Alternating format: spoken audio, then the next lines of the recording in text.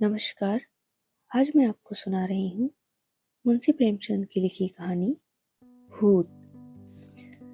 मुरादाबाद के पंडित सीतानाथ चौबे गत 30 वर्षों के वहाँ के वकीलों के नेता हैं। उनके पिता उन्हें बाल्यावस्था में ही छोड़कर परलोक सिधारे थे। घर में कोई संपत्ति ना थी। माता ने बड़े बड़े कष्ट झेलकर उन्हें पाला और पढ़ाया। सबसे पहले वह कचहरी में 15 मासिक पर नौकर हुए। फिर वकालत की परीक्षा दी, पास हो गए। प्रतिभा थी। 2 ही 4 वर्षों में वकालत चमक उठी। जब माता का स्वर्गवास हुआ तब पुत्र का शुमार जिले के गणमान्य व्यक्तियों में हो गया था। उनकी आमदनी 1000 रुपये महीने से कम न थी। एक विशाल भवन बनवा लिया था। कुछ जमींदारी ले ली थी। कुछ रुपए बैंक में रख दिए थे और कुछ लेन देन में लगा दिए। इस समृद्धि पर 4 पुत्रों का होना उनके भाग्य को आदर्श बनाए हुए था। चारों लड़के भिन्न भिन्न दर्जों में पढ़ते थे, मगर यह कहना कि सारी विभूति चौबे जी के अनवरत परिश्रम का फल थी, उनकी पत्नी मंगला देवी के साथ अन्याय करना है। मंगला बड़ी सरल, गृह कार्य में कुशल और पैसे का काम ढेले में चलाने वाली स्त्री थी। जब तक अपना घर ना बन गया, उसने 3 महीने से अधिक का मकान किराए पर नहीं लिया और रसोई के लिए मिसराइन तो उसने अब तक ना रखी थी। उसे अगर कोई व्यसन था तो गहनों का, और चौबे जी को भी अगर कोई व्यसन था तो स्त्री को गहने पहनाने का। वह सच्चे स्त्री परायण मनुष्य थे। साधारणतः महफिलों में वेश्याओं से हंसी मजाक कर लेना उतना बुरा नहीं समझा जाता, पर पंडित जी अपने जीवन में कभी नाच गाने की महफिल में गए ही नहीं। 5 बजे तड़के से लेकर 12 बजे रात तक उनका व्यसन मनोरंजन, पढ़ना लिखना, अनुशीलन जो कुछ था कानून था। न उन्हें राजनीति से प्रेम था, न जाति सेवा से। ये सभी काम उन्हें व्यर्थ से जान पड़ते थे। उनके विचार में अगर कोई काम करने लायक था तो बस कचहरी जाना, बहस करना, रुपए जमा करना और भोजन करके सो रहना। जैसे वेदांती को ब्रह्मा के अतिरिक्त जगत मिथ्या जान पड़ता है, वैसे ही चौबे जी को कानून के सिवा सारा संसार मिथ्या प्रतीत होता था। सब माया थी, एक कानून ही सत्य था। चौबे जी के मुखचंद्र में केवल एक कला की कमी थी। उनके कोई कन्या न थी। पहलौठी कन्या के बाद फिर कन्या हुई ही नहीं, और न अब होने की आशा ही थी। स्त्री और पुरुष दोनों उस कन्या को याद करके रोया करते थे। लड़कियां बचपन में लड़कों से ज्यादा चोचले करती हैं।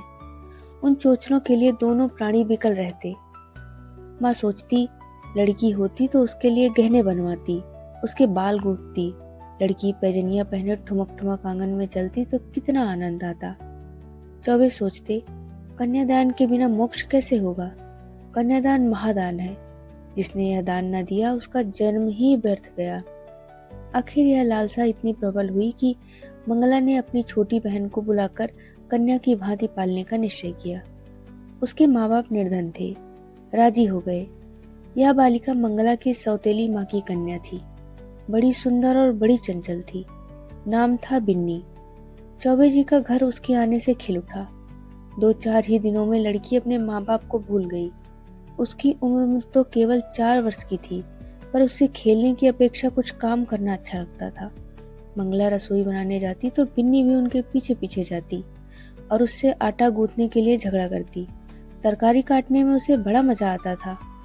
जब तक वकील साहब घर पर रहते तब तक वह उनके साथ दीवान खाने में बैठी रहती। कभी दीवार उलटती, कभी कलम दबात, कभी किताब। चौबे जी मुस्कुराकर कहते, बेटी मार खाओगी?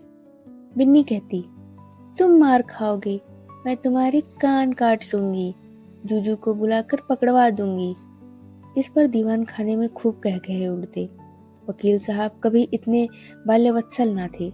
जब बाहर से आते तो कुछ न कुछ सौगात बिन्नी के वास्ते जरूर लाते और घर में रखते हुए ही कदम पुकारते, बिन्नी बेटी चलो। बिन्नी दौड़ती हुई आकर उनकी गोद में बैठ जाती। मंगला एक दिन बिन्नी को लिए बैठी थी। इतने में पंडित जी आ गए। बिन्नी दौड़कर उनके गोद में जा बैठी। पंडित जी ने पूछा, तू किसकी बेटी है? बिन्नी, ना बताऊंगी। मंगला, कहते बेटा जीजी की बेटी हूँ। पंडित, तू मेरी बेटी है बिन्नी की इनकी? बिन्नी, ना बताऊंगी। पंडित, अच्छा हम लोग आंखें बंद किए बैठे हैं बिन्नी, जिसकी बेटी होगी उसकी गोद में बैठ जाएगी। बिन्नी उठी और फिर चौबे जी की गोद में बैठ गई। पंडित, मेरी बेटी है, मेरी बेटी है, अब ना कहना कि मेरी बेटी है। मंगला, अच्छा जाओ बिन्नी, अब तुम्हें मिठाई ना दूंगी, गुड़िया भी ना मंगा दूंगी। बिन्नी, भैया जी मंगवा देंगे, तुम्हें ना दूंगी। वकील साहब ने हंसकर बिन्नी को छाती से लगा लिया और गोद में लिए हुए बाहर चले गए। वह अपने इष्ट मित्रों को भी इस बाल क्रीड़ा का रसवादन कराना चाहते थे। आज से जो कोई बिन्नी से पूछता कि तू किसकी बेटी है, तो बिन्नी चट कह देती, भैया की। एक बार बिन्नी का बाप आकर उसे अपने साथ ले गया। बिन्नी ने रो रो कर दुनिया सिर पर उठा ली। इधर चौबे जी को भी दिन काटना मुश्किल हो गया। 1 महीना भी ना गुजरने पाया था कि वह फिर ससुराल गए और बिन्नी को लिवा लाए। बिन्नी अपनी माता और पिता को भूल गई। वह चौबे जी को अपना बाप और मंगला को अपनी माँ समझने लगी। जिन्होंने उसे जन्म दिया था अब वे गैर हो गए। कई साल गुजर गए। वकील साहब के बेटों के विवाह हुए। उनमें से 2 अपने बाल बच्चों को लेकर अन्य जिलों में वकालत करने चले गए। 2 कॉलेज में पढ़ते थे। बिन्नी भी कली से फूल हुई। ऐसी रूप गुणशाली बालिका बिरादरी में और ना थी। पढ़ने लिखने में चतुर, घर के काम धंधों में कुशल, बूटे कसीदे और सीने परोने में दक्ष, पाक कला में निपुण, मधुर भाषणी, लज्जाशील, अनुपम रूम की राशि। अंधेरे घर में उनके सौंदर्य की दिव्य ज्योति से उजाला होता था। उषा की लालिमा में, ज्योत्सना की मनोहर छटा में, खिले हुए फूल के ऊपर सूर्य की किरणों से चमकते हुए तुषार बिंदु में भी वह प्राणपद सुषमा और वह शोभा न थी। श्वेत हेम मुकुटधारी पर्वत में भी वह शीतलता न थी जो बिन्नी अर्थात बिंधेश्वरी के विशाल नेत्रों में थी। चौबे जी ने बिन्नी के लिए सुयोग्य वर खोजना शुरू किया। लड़कों की शादियों में दिल का अरमान निकाल चुके थे। अब कन्या के विवाह में पूरे हौसले करना चाहते थे। धन लुटाकर कीर्ति पा चुके थे। अब दान दहेज में नाम कमाने की लालसा थी। बेटे का विवाह कर लेना आसान है, पर कन्या के विवाह में आबरू निभाह ले जाना कठिन है। नौका पर सभी यात्रा करते हैं। जो तैरकर नदी पार करे वही प्रशंसा का अधिकारी है। धन की कमी न थी। अच्छा घर और सुयोग्य वर मिल गया। जनपत्र मिल गए। बनावट बन गया। फलदान और तिलक की रस्में भी अदा कर दी गई। पर हाय रे दुर्भाग्य, कहाँ तो विवाह की तैयारी हो रही थी। द्वार पर दर्जी, सुनार, हलवाई सब अपना अपना काम कर रहे थे। कहाँ निर्दय विधाता ने कुछ और ही लीला रच दी। विवाह के 1 सप्ताह पहले मंगला अनायास बीमार पड़ी। 3 ही दिन में अपने सारे अरमान लिए परलोक सिधार गई। संध्या हो गई थी। मंगला चारपाई पर पड़ी हुई थी। बेटे, बहुएं, पोते, पोतियां सब चारपाई के चारों ओर खड़े थे। बिन्नी पैताने बैठी मंगला के पैर दबा रही थी। मृत्यु के समय की भयंकर निस्तब्धता छाई हुई थी। कोई किसी से न बोलता था। दिल में सब समझ रहे थे क्या होने वाला है। केवल चौबे जी वहां न थे। सहसा मंगला ने इधर उधर इच्छापूर्ण दृष्टि से देखकर कहा, जरा उन्हें बुला दो, कहाँ है? पंडित जी अपने कमरे में बैठे रो रहे थे। संदेश पाते ही आंसू पोंछते हुए घर में आए और बड़े धैर्य के साथ मंगला के सामने हो गए। डर रहे थे मेरी आंखों से आंसू की एक बूंद भी निकली तो घर में हाहाकार मच जाएगा।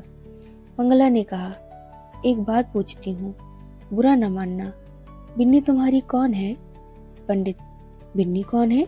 मेरी बेटी है, और कौन? मंगला, हाँ, मैं तुम्हारे मुंह से यही सुनना चाहती थी। उसे सदा अपनी बेटी समझते रहना। उसके विवाह के लिए मैंने जो जो तैयारियां की थी उसमें कुछ काट छाट मत करना। पंडित, इसकी चिंता तुम मत करो। ईश्वर ने चाहा तो उससे कुछ ज्यादा धूमधाम के साथ विवाह होगा। मंगला, उसे हमेशा बुलाते रहना। 30 त्योहार में कभी मत भूलना। पंडित, इन बातों की मुझे याद दिलाने की जरूरत नहीं। मंगला ने कुछ सोचकर फिर कहा, इसी साल विवाह कर देना। पंडित, इस साल कैसे होगा? मंगला, यह फागुन का महीना है, जेठ तक लगन है। पंडित, हो सकेगा तो इसी साल कर दूंगा। मंगला, हो सकने की बात नहीं, जरूर कर देना। पंडित, कर दूंगा। इसके बाद गोदान की तैयारी होने लगी। बुढ़ापे में पत्नी का मरना बरसात में घर का गिरना है। फिर उसके बनने की आशा नहीं होती। मंगला की मृत्यु से पंडित जी का जीवन अनियमित और विशृंखल सा हो गया। लोगों से मिलना जुलना छूट गया।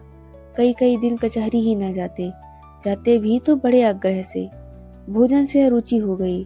विंध्येश्वरी उनकी दशा देख देख कर दिल में कुढ़ती और यथासाध्य उनका दिल बहलाने की चेष्टा करती थी।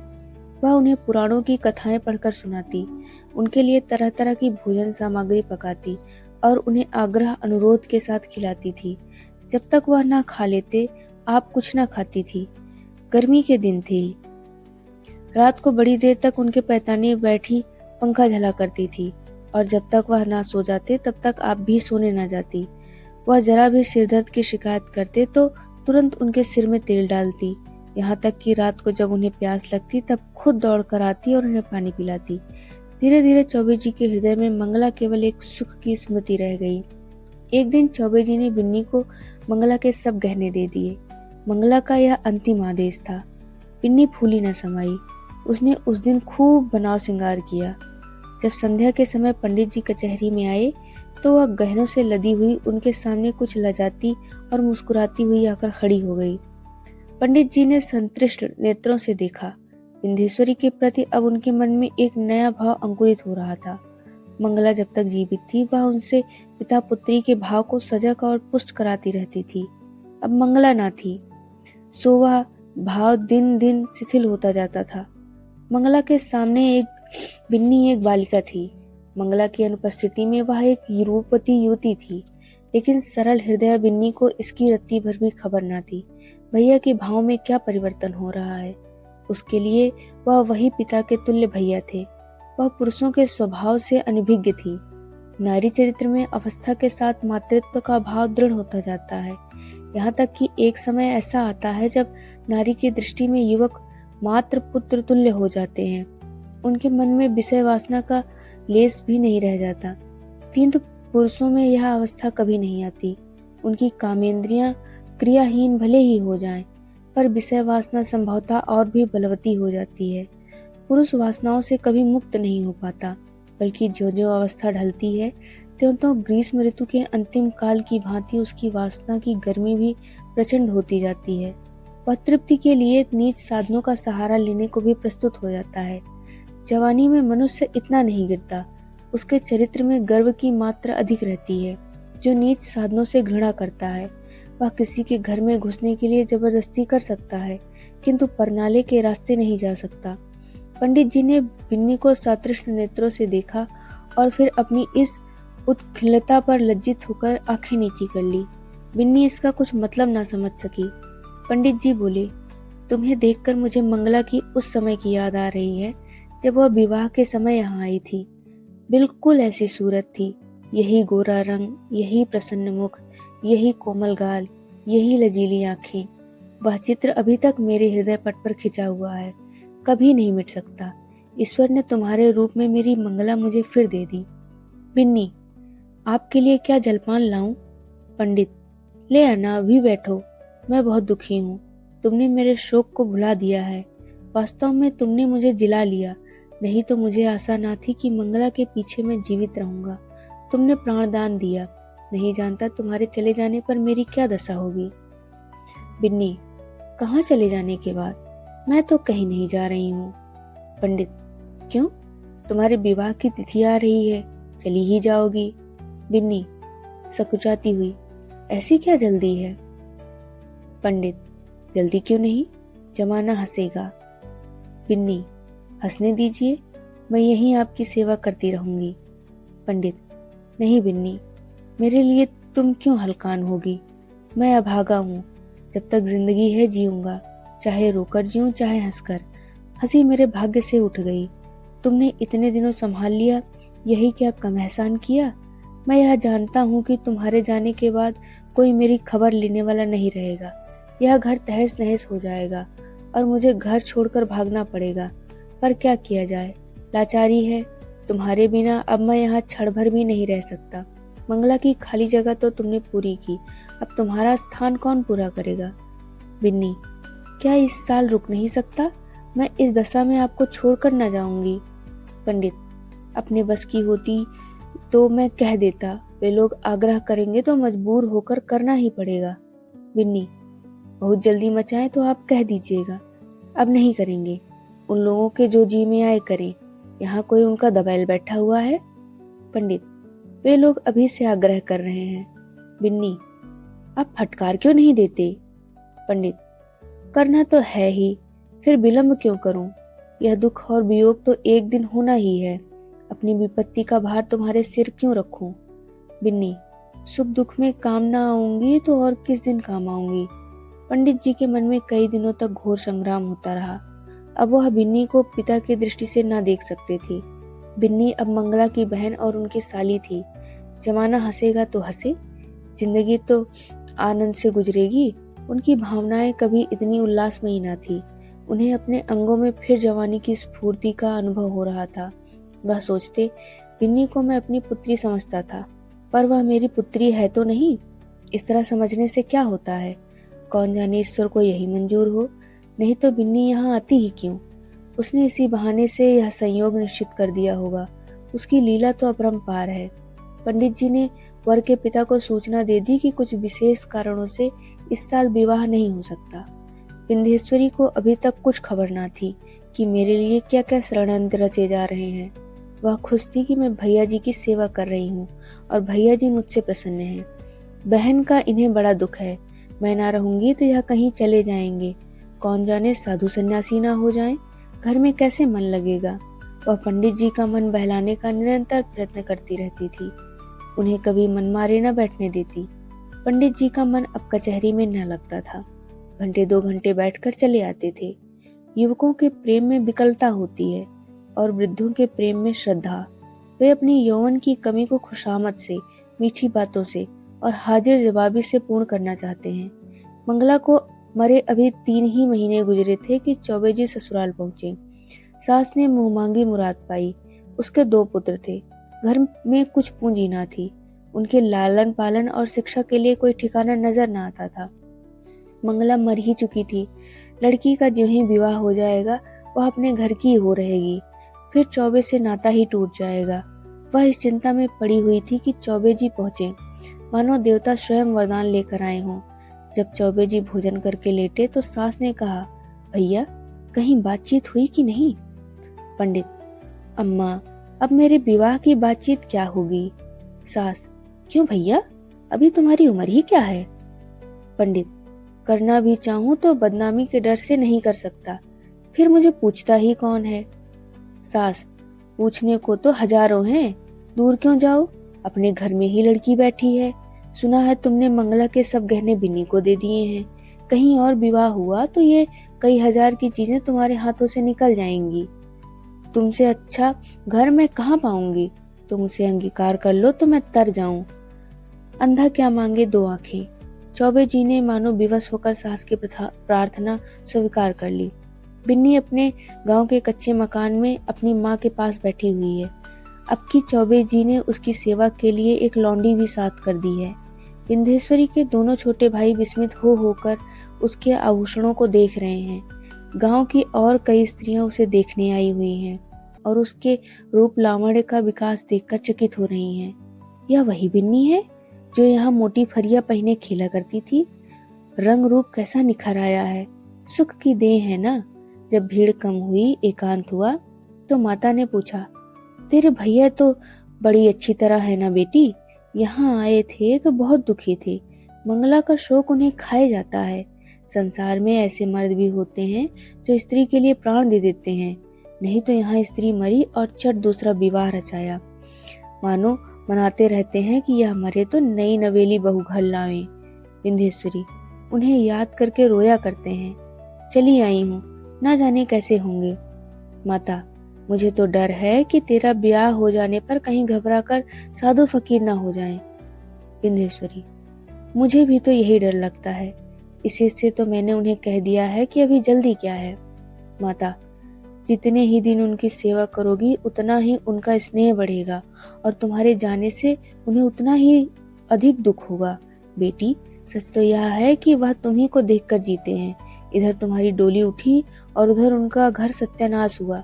मैं तुम्हारी जगह होती तो उन्हीं से विवाह कर लेती। विंध्येश्वरी, ए हटो अम्मा, गाली देती हो? उन्होंने मुझे बेटी करके पाला है, मैं भी उन्हें अपना पिता।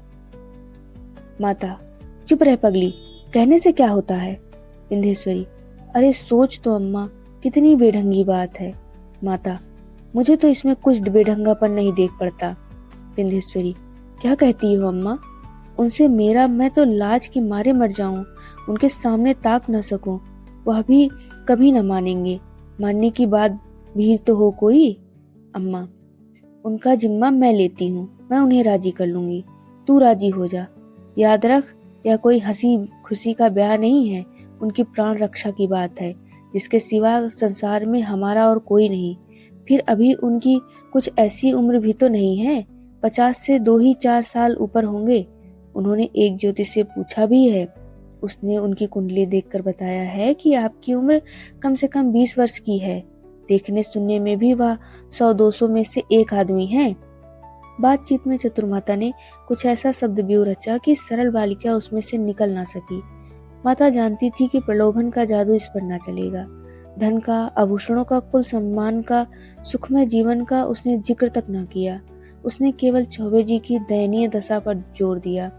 अंत को विंध्येश्वरी ने कहा, अम्मा, मैं जानती हूँ कि मेरे न रहने से उनको बड़ा दुख होगा। यह भी जानती हूँ कि मेरे जीवन में सुख नहीं लिखा है। अच्छा, उनके हित के लिए मैं अपना जीवन बलिदान कर दूंगी। ईश्वर की यही इच्छा है तो यही सही। चौबे जी के घर में मंगल गान हो रहा था। विंध्येश्वरी आज वधू बनकर इस घर में आई है। कई वर्ष पहले वह चौबे जी की पुत्री बनकर आई थी। उसने कभी स्वप्न में भी ना सोचा था कि एक दिन इस घर की स्वामिनी बनूंगी। चौबे जी की सज धज कर देखने योग्य हैं। तंजेब का रंगीन कुर्ता, कतरी हुई और संवारी हुई मूछें, खिजाब से चमकते हुए बाल, हंसता हुआ चेहरा, चढ़ी आंखें, यौवन का पूरा स्वांग थी। रात बीत चुकी थी। विंध्येश्वरी आभूषणों से लदी हुई भारी जोड़े पहने फर्श पर सिर झुकाए बैठी थी। उसे कोई उत्कंठा ना थी, भय ना था, केवल यह संकोच था कि मैं उनके सामने कैसे मुंह खोलूंगी। उनकी गोद में खेली हूँ, उनके कंधों पर बैठी हूँ, उनकी पीठ पर सवार हुई हूँ, कैसे उन्हें मुंह दिखाऊंगी। मगर वे पिछली बातें क्यों सोचूं? ईश्वर उन्हें प्रसन्न रखे। जिसके लिए मैंने पुत्री से पत्नी बनना स्वीकार किया, वह पूर्ण हो, उनका जीवन आनंद से व्यतीत हो। इतने में चौबे जी आए। विंध्येश्वरी उठ खड़ी हुई। उसे इतनी लज्जा आई कि जी चाहा कहीं भाग जाए, खिड़की से नीचे कूद पड़े। चौबे जी ने उसका हाथ पकड़ लिया और बोले, बिन्नी, मुझसे डरती हो? बिन्नी कुछ न बोली, मूर्ति की तरह वहीं खड़ी रही। एक क्षण में चौबे जी ने उसे बिठा दिया। वह बैठ गई। उसका गला भर भर आता था। भाग्य की यह निर्दय लीला, यह क्रूर कीड़ा उसके लिए असह्य हो रही थी। पंडित जी ने पूछा, बिन्नी, बोलती क्यों नहीं? क्या मुझसे नाराज हो? विंध्येश्वरी ने अपने कान बंद कर लिए। यही परिचित आवाज वह कितने दिनों से सुनती चली आ रही थी। आज वह व्यंग से भी तीव्र और उपहास से भी कटु प्रतीत होती थी। सहसा पंडित जी चौंक पड़े, आंखें फैल गई और दोनों हाथ मेढक के पैरों की भांति सिकुड़ गए। वह तो 2 कदम पीछे हट गए। खिड़की से मंगला अंदर झांक रही थी। छाया नहीं, मंगला थी सदैव, साकार सजीव। चौबे जी कांपती हुई टूटी फूटी आवाज से बोले, बिन्नी देखो, देखो वो क्या है। बिन्नी ने घबराकर खिड़की की ओर देखा। कुछ न था। बोली, क्या है? मुझे तो कुछ नहीं दिखाई देता। चौबे जी, अब गायब हो गई, लेकिन ईश्वर जानता है, मंगला थी। बिन्नी, बहन? चौबे जी, हाँ हाँ वही, खिड़की से अंदर झांक रही थी। मेरे तो रोए खड़े हो गए। विंध्येश्वरी कांपती हुई आवाज में बोली, मैं यहाँ नहीं रहूंगी। चौबे जी, नहीं नहीं बिन्नी, कोई डर नहीं है, मुझे धोखा हुआ होगा।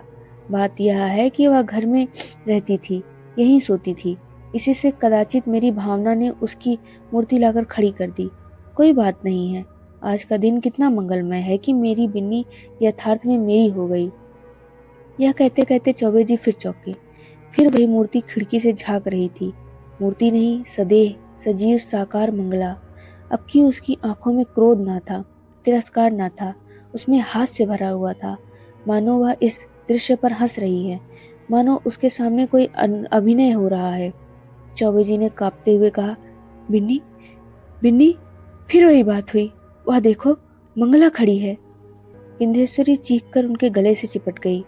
चौबे जी ने महाजीर का नाम जपते हुए कहा, मैं किवाड़ बंद किए देता हूँ। बिन्नी, मैं इस घर में नहीं रहूंगी। रोकर भैया जी, तुमने बहन के अंतिम आदेश को नहीं माना, इसी से उनकी आत्मा दुखी हो रही है। मुझे तो किसी अमंगल की आशंका हो रही है। चौबे जी ने उठकर खिड़की के द्वार बंद कर दिए और कहा, मैं कल से दुर्गा पाठ कराऊंगा। आज तक ऐसी कभी शंका ना हुई थी। तुमसे क्या कहूँ, मालूम होता है होगा, उस बात को जाने दो। यहाँ बड़ी गर्मी पड़ रही है, अभी पानी गिरने को 2 महीने से कम नहीं है। हम लोग मसूरी क्यों ना चलें?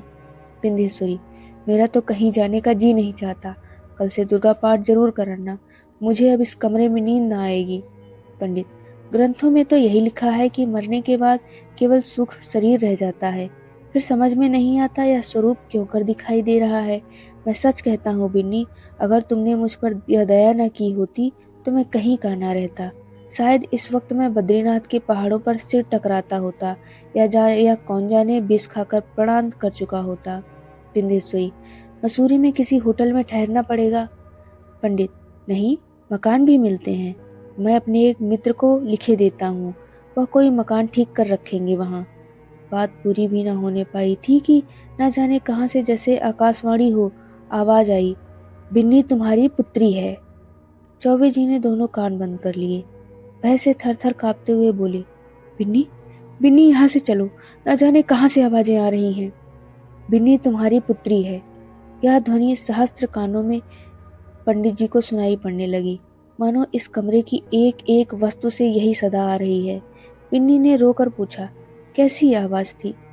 पंडित, क्या बताऊं, कहते लज्जा आती है। बिन्नी, जरूर बहन जी की आत्मा है।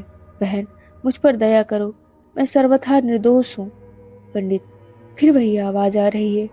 हाय ईश्वर, कहाँ जाऊं, मेरे तो रोम रोम में ही वे शब्द गूंज रहे हैं। बिन्नी, बुरा किया, मंगला सती थी, उसके आदेश की उपेक्षा करके मैंने अपने हक में जहर बोया है। कहाँ जाऊं, क्या करूं?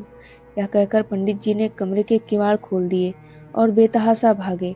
अपने मर्दाने कमरे में पहुंचकर वह गिर पड़े, मूर्छा आ गई। विंध्येश्वरी भी दौड़ी, पर चौखट से बाहर निकलते ही गिर पड़ी। बस यहीं तक थी कहानी। मिलती हूँ एक नई कहानी के साथ। तब तक अपना ख्याल रखिए।